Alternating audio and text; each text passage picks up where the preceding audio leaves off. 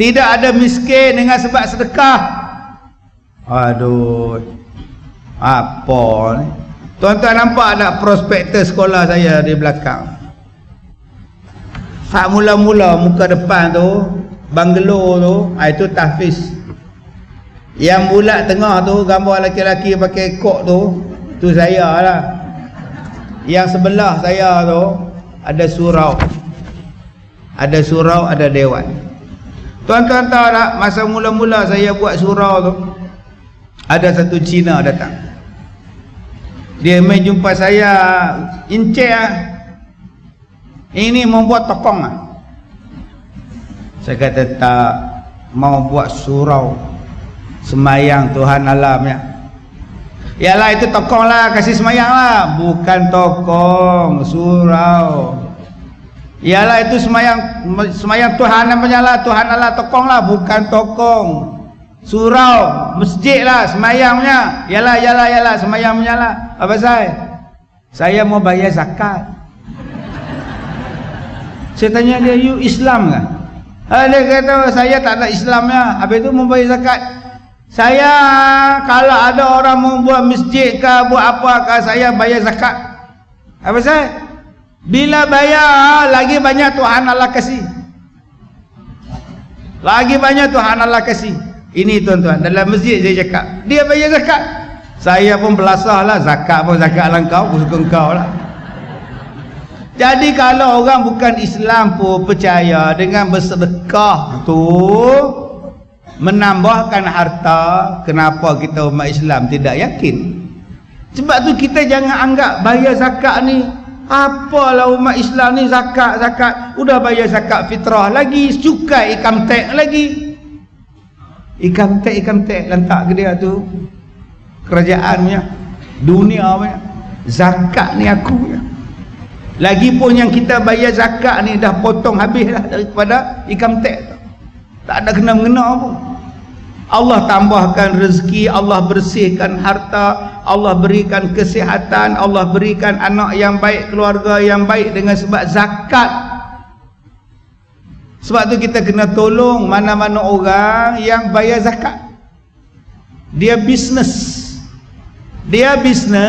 jual barang, kita beli barang dia. Dengan dia beli barang dia, dia bayar zakat. Alhamdulillah, kalau gitu tolonglah.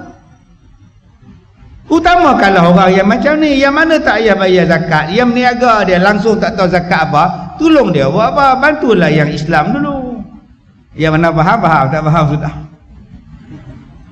Orang tanya saya, Ustaz, besok tuan-tuan tengok dalam saya punya surat khabar, reporter tanya saya, Ustaz, komen Ustaz tentang kempen membeli barangan Muslim didahulukan.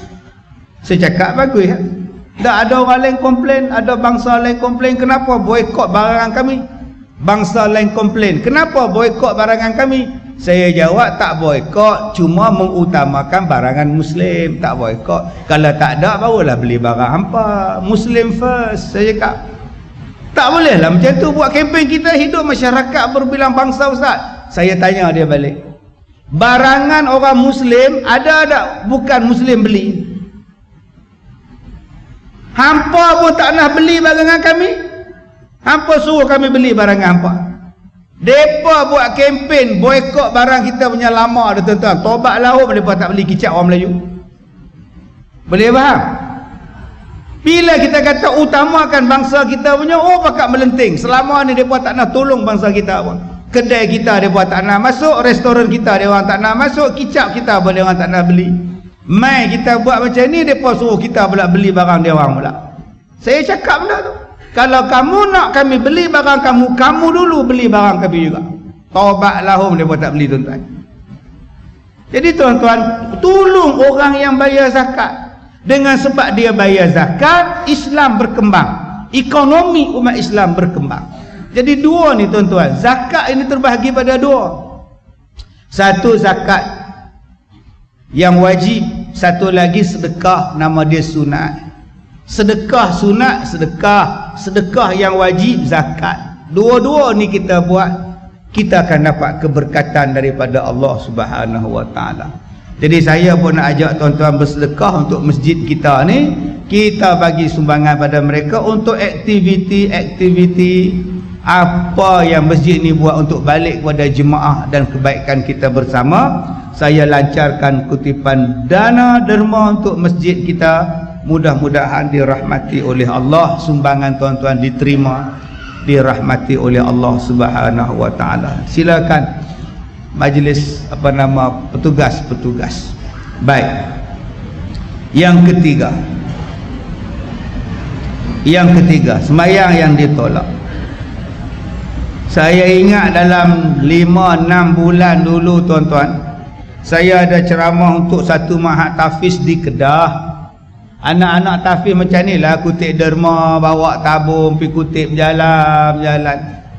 Ada satu pakcik tu, bila tabung kantung ni berjalan depan dia, beg ni, dia tak masuk pun tuan-tuan, walaupun RM1. Dia buat bodoh tuan-tuan. 2 hari lepas tu meninggal pakcik tu. Jadi kalau abang-abang rasa nak meninggal, buat bodoh lah kat benda tu tuan. Lagi 2 hari jalan tuan-tuan. Jadi kalau rasa tak nak meninggal lagi, baik masuk cepat tuan-tuan. Jadi yang mana faham, tak faham sudah tuan-tuan. Baik, yang ketiga, manusia yang ditolak sembahyang dia siapa? Manusia yang berzina, yang berbuat zina. Ni dia. Sekali berzina ni tuan-tuan, Allah hapuskan amalan dia 60 tahun. Bayang buat tiap-tiap hari berzina sampai ke mati, Tuhan tak terima amalan. Satu. Yang kedua, orang yang berzina ni akan dihilangkan nur, cahaya daripada wajah dia. Yang ketiga, orang yang berzina ni apa jadi? Orang yang berzina ni tuan-tuan, Allah Ta'ala turunkan balak kepada dia sebelum dia meninggal dunia. Ada 2 balak yang Allah turun sebelum orang tu mati. Yang lain-lain Allah simpan di hari kiamat. Yang lain-lain Allah simpan dalam kubur. Yang pertama, dosa derhaka pada mak bapak, Allah balas cash sebelum mati. Yang kedua, dosa berzina, Allah balas cash sebelum mati. Yang lain-lain dosa simpan dulu. Yang keempat, dosa kepada orang yang berbuat zina ni tuan-tuan. Kalaulah kita ni berzina dengan isteri orang dan suami tu tak tahu yang kita ni berzina dengan isteri dia, maka segala amal kebajikan kita ni akan berpindah kepada suami si perempuan. Maknanya sembahyang kita, puasa kita dapat kat suami si perempuan, kalau si suami perempuan tak tahu. Kalau si suami perempuan tu pula tahu dan mengizinkan pula isteri dia buat jahat, maka suami tadi dipanggil sebagai dayus. Dan kata Nabi, dayus tidak akan mencium bau syurga. Dayus tidak akan mencium bau syurga. Okey ustaz, saya tak tahu isteri saya berzina. Saya tak tahu. Satu hari isteri saya datang jumpa saya, dia minta maaf. Dia kata, abang, waktu abang pergi kursus, saya buat jahat dengan satu jantan. Saya minta ampun abang. Masa tu baru saya tahu. Dan saya tak marah pada isteri saya. Adakah saya dayus? Saya dah cakap tadi, dayus ini ialah awak tak tahu. Kalau awak tahu, baru dayus. Kalau awak tahu selepasnya, itu bukan dayus. Beri maaf pula, bertaubatlah kamu pada Allah.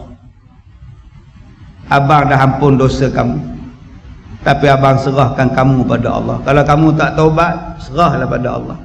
Ingat, jangan buat lagi. Itu bukan dayus. Dia boleh ampunkan pula, dia suruh isteri dia bertaubat. Ada setengah suami dia tak boleh nak ampun. sampai hati kau lihat. Abang cari rezeki bawa lori, driver lori, kau buat jahat. Engkau pula di driver di rumah waktu abang tak ada. Maka dia pun ceraikan isteri dia. Harus abang ceraikan kamu talak satu. Pukul pun tidak, apa pun tidak. Ada setengah suami pula, abang saya minta maaf, saya buat jahat. Celaka punya perempuan, diambilnya cuka, disimbah pula pada isteri dia. Gatal. Diambil bulu runcing, ditajam, dijolok pula kat isteri dia. Maka berdosa pula si suami sebab menyakiti isteri dia dengan perbuatan yang zalim. Jadi terpulang, sama ada awak nak ampunkan dia atau awak nak ceraikan dia, terpulang pada awak. Jangan sakiti dia, jangan bunuh dia. Benda tu bukan hak kita untuk kita buat. Okey ustaz, itu kalau isteri berzina. Kalau suami berzina macam ustaz?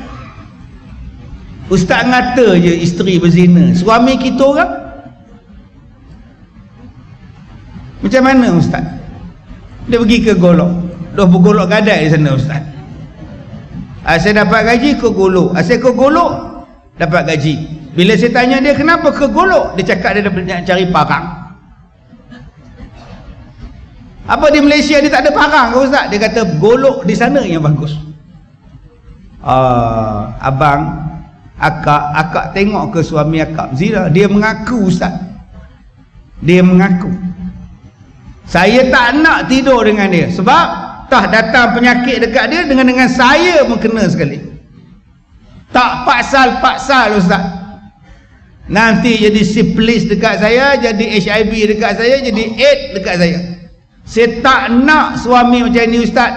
Orang sana celup, dia pun pergi celup juga. Orang lain celup, dia pula pergi celup. Lepas tu dia celup saya. Apa dia ingat saya ni teh uncang ke ustaz?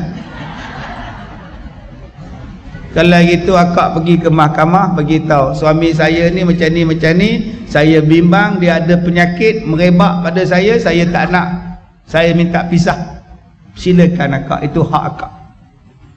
Okey ustaz, kalau suami minta ampun, ampunkan abang lehau. Abang tak buat dah, abang tu tersilap pergi main golf. Budak yang duk kutip bola golf, yang duk usung kayu golf, abang tu pula lawa pula. Ya Allah, sekali tu aja lepas main golf abang main dia pula. Sekali tu je lihau yang abang minta ampun, minta maaf, dunia akhirat terpulang pada akak. Okey, terpulanglah pada akak. Abang pergi cek hospital tengok, pergi cek darah, ada tak kuman ke apa, kejadah ke apa benda. Kalau ada kuman, saya tak nak tidur dengan abang. Engkau tak baca ke nota tu mana-mana suaminya? Itu kalau suami sihat abang oi. Abang panggil saya ni kuman penuh. Itu sebab saya tolak. Sebab tu saya kata awal-awal tadi, sebab apa ditolak? Suami ajak isteri dia tidur, isteri tak nak. Sebab apa tak nak? Suami kotor. Tah apa dia buat di sana, dia datang pada kita pula. Dia buka pula nota ni, disimpan pula tu. Nampak tak mana-mana isteri yang menolak, dilaknat oleh malaikat. Nampak? Memanglah malaikat laknat kalau suami tu baik abang oi. Tapi sekarang ni abang berpenyakit, abang buat kerja jahat, kemudian abang nak menjahatkan saya pula. Saya tak mau abang, minta maaf. Itu hak akak-akak. Jadi di sini letaklah pada tuan-tuan. Okey ustaz, masalah akak, okey, suami akak tak berzina lah, memang dia okey lah kan. Cuma masalah dia, cuma tu kecil akak. Tapi tak kecil ustaz, besar ustaz. Apa? Dia kahwin lain. So soalan akak, boleh tak akak minta cerai pada suami akak sebab dia kahwin lain? Akak, suami kahwin lain tidak mengharuskan akak minta cerai, sebab kahwin itu dibenarkan syarak. Tak boleh akak cakap pada suami akak, abang pilih nak saya atau nak betina tu. Kalau abang pilih betina tu, ceraikan saya. Kalau abang pilih saya, ceraikan betina gatal tu. Haram akak minta cerai macam itu. Sebab suami kahwin lain itu dibenarkan syarak, silakanlah dia. Tapi saya tak boleh terima kan? Akak tak boleh terima tu je punya pasal lah. Akak tak boleh minta cerai tanpa sebab. Yang boleh minta cerai kalau suami tak balik. Tahun tak balik, bulan tak balik, pergi minta cerai. Yang kedua, boleh minta cerai kalau suami tidak bagi nafkah.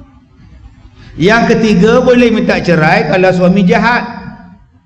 Termasuk jahat tadi apa? Curang sana, curang sini, main sana, main sini sampai bawa penyakit, pergi minta cerai. Yang keempat, boleh minta cerai kalau suami dah tak mampu memberi nafkah. Suami ni panjat nak cuci tu, panjat guna tangga nak cuci hot, sambil tu orang telefon pula, terlepas jatuh berdebu.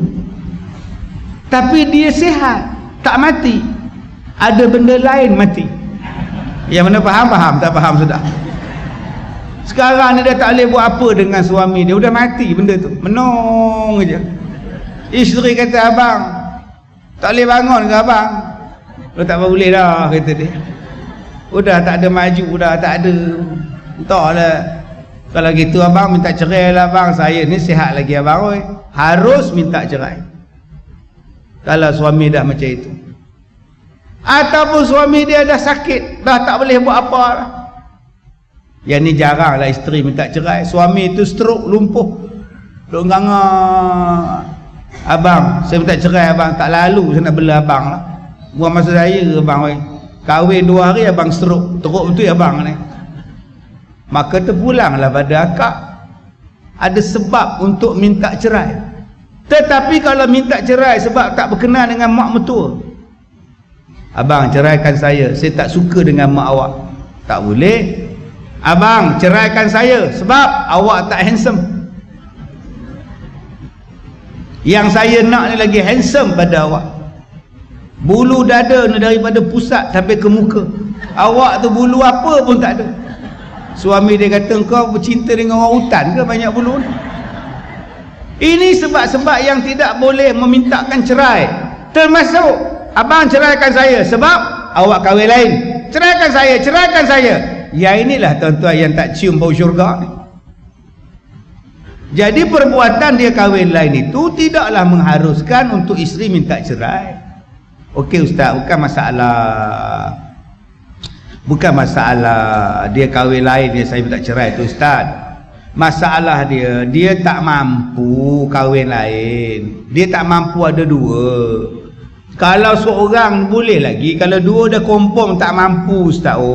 Sebab tu saya minta cerai, sebab dia tak mampu. Kalau yang nombor 2 tu kaya, dia kata kat suami kita, saya bela awak duduk diam-diam macam. Sebab itu mampu tak mampu dia datang rezeki selepas itu. Okey, baik. Jadi kita dah tengok yang ketiga, sembahyang orang yang berbuat zina. Dan zina ni terbahagi kepada beberapa jenis. Pertama, zina sama zina dalam konteks biasa. Aku suka kamu, kamu suka aku, zina. Tak pun diupahnya pelacur ke, gigolo ke, berzina. Itu satu. Kedua, berzina dengan tangan. Okey, orang yang memuaskan nafsu dengan tangan dia sendiri, baik laki baik perempuan. Yang keempat, berzina dengan mahram. Mak dia, bapak dia, anak dia, cucu dia, adik dia, kakak dia. Yang keempat, berzina dengan haiwan. Udah ditoronnya lembu korban. Lembu korban tambak kat pokok depan tu, malam tu dia jaga, dirogoh je pokok lembu tu. Yang kelima, yang seterusnya, berzina dengan jiran tetangga. Ini zina yang paling jahat. Dengan jiran dia, kawan dia pergi kerja, dia kerjakan isteri kawan dia, jiran sebelah rumah dia. Yang seterusnya, berzina sesama jenis. Sesama jenis, jantan dengan jantan, betina dengan betina. Termasuklah juga tuan-tuan, zina mata. Dia tak berzina, dia duk tengok benda tak elok, duk tengok benda tak elok dalam video ke, dalam gambar ke, tu nama dia zina mata. Ini adalah jenis-jenis zina. Jadi Bertaubatlah kita tuan-tuan, supaya Allah terima sembahyang kita. Yang keempat, sembahyang yang tidak diterima oleh Allah Subhanahu wa ta'ala ialah sembahyang orang yang memakan riba, akilur riba. Sembahyang orang yang makan riba. Alhamdulillah, kita sekarang simpan dalam bank perbankan Islam, bagus. Beli insurans takaful Islam, bagus.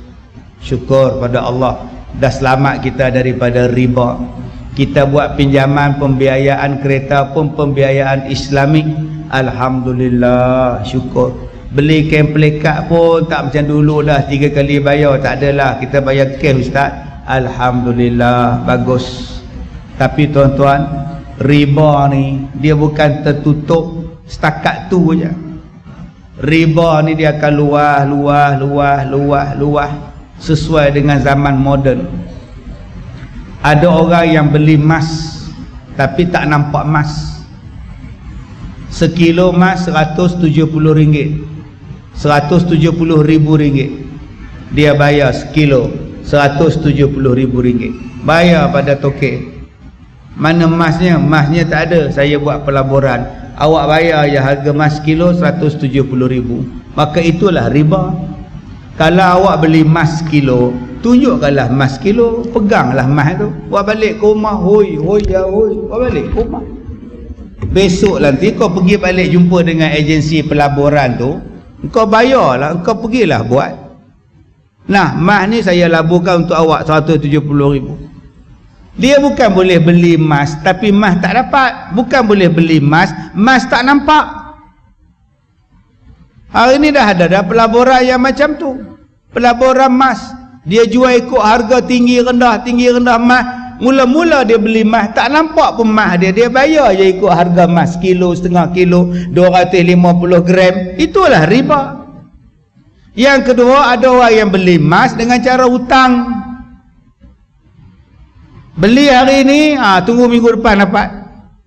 Hari ni kau beli emas murah, RM150 1 gram. Bila diserahkan pada awak minggu depan, emas naik RM180. Dah token emas tu pula menyesal aku beli, aduh menyesal dah pula.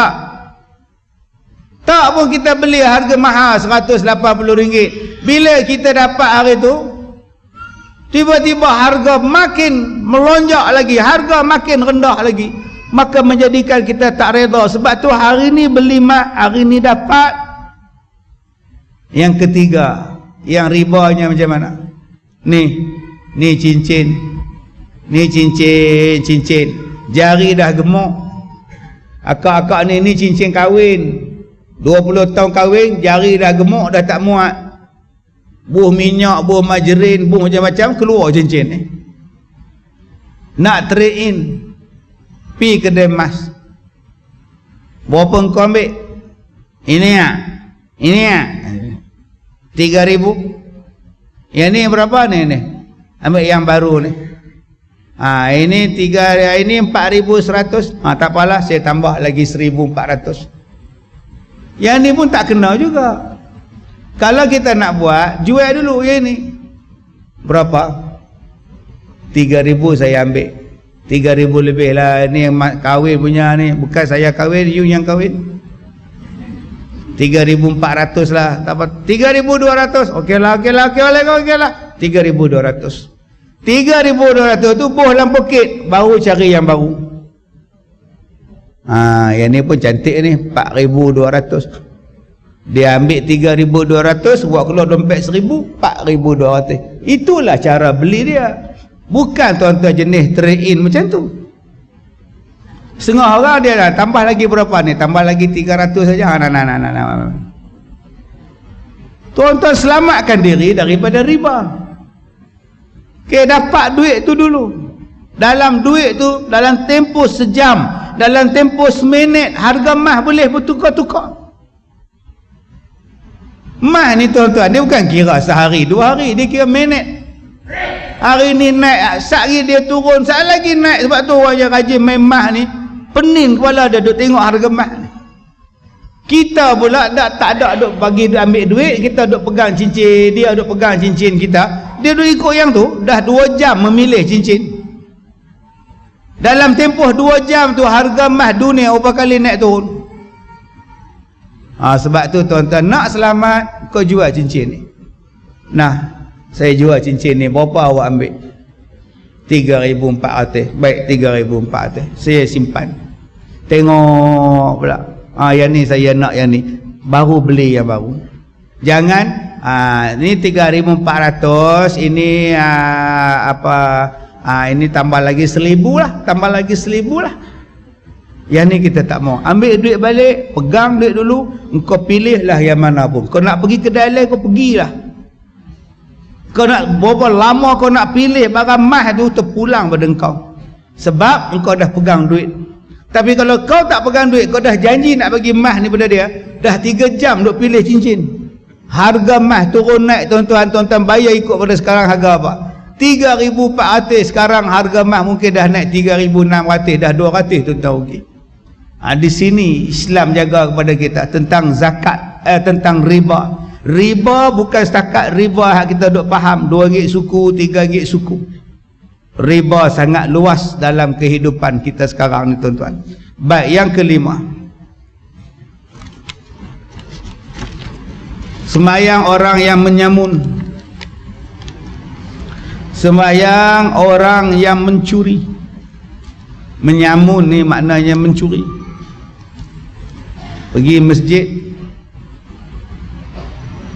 datang ke masjid, keluar dari masjid sembahyang, kasut hilang. Dia ambil kasut orang punya. Aku datang berkasut, takkan balik berkaki ayam. Dia sarung kasut orang lain. Rupanya kasut Tan Sri dia balik. Jadi harta dia pula tuan-tuan. Selagi mana kau tak minta izin pada Tan Sri, kau tak pulangkan balik, selagi itulah solat kau ditolak. Berhati-hati akak. Kita ni orang perempuan, rajin datang ke masjid, buat jamuan, makan-makan. Bila tak habis nasi, tak habis bihun, tak habis lauk, kita tapau. Guna pula tapawai masjid, Masjid At-Taqwa di bawah. Jadi harta dah talam tu sekarang di rumah kita. Pinggan tu pun jadi harta kita dah. Bila Tok Siak datang rumah kita, Tok Siak tengok pinggan kita tu, rasa macam kenal pinggan ni. Tak kenal apa masjid punya. Bayangkan tuan-tuan, itu baru mencuri pinggan, mencuri kasut, belum lagi rasuah, belum lagi merompak, belum lagi menyamun. Maka sembahyang orang macam tu ditolak, sehinggalah dia pulangkan balik apa yang dia samun orang. Yang keenam, sembahyang orang yang memakan benda-benda yang haram. Okey, yang haram tu apa? Yang haram lah, termasuklah yang ketujuh, meminum yang haram. Banyak ni tuan-tuan ni. Kita pergi kenduri kahwin tapi tak dijemput. Macam mana Ustaz? Lapar Ustaz. Balik kampung lapar, bawa kereta, tengok bunga mangga tengah tepi jalan. Mama, nak makan free tak? Boleh Dia pun parking kereta tepi jalan. Assalamualaikum tuan rumah. Waalaikumsalam. Jemput. Tuan rumah tengok, ya siapa ni? Aku tak jemput orang ni. Anak beranak makan tu tak? Terima kasih tuan rumah. Sama-sama. Haram tu. Okey Ustaz, Tan Sri ni dijemput kenduri, dia tak ada kawan. Dia telefon saya, Ustaz Kazim, jom kita pergi kenduri rumah Haji Mat. Saya tak dijemput lah Tan Sri. Tak apa, gunakan lesen saya.